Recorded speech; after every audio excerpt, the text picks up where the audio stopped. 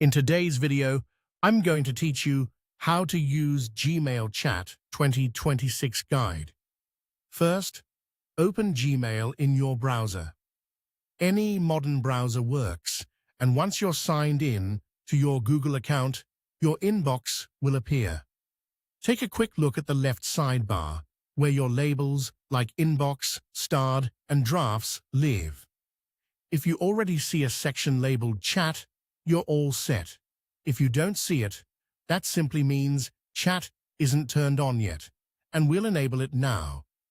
Head to the top right corner and click the gear icon to open Quick Settings, then choose See All Settings. In the Full Settings view, find the Chat and Meet tab. Here, select Google Chat to turn Chat on, and make sure the option to show the Meet section is enabled if you also want quick access to video meetings from the sidebar. This is handy because Chat and Meet live together in Gmail, keeping your conversations and calls in one place. Click Save Changes at the bottom. Gmail will refresh itself, and this can take a moment. If it looks like nothing is happening, give it a few seconds. Your layout will reload, with the new chat experience enabled. On slower connections, you might see a brief loading indicator. Just let it finish before clicking around. Once Gmail reloads, look back at the left sidebar.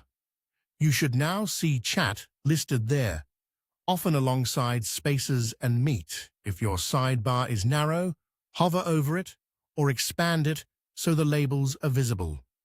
You can also scroll if you have many labels.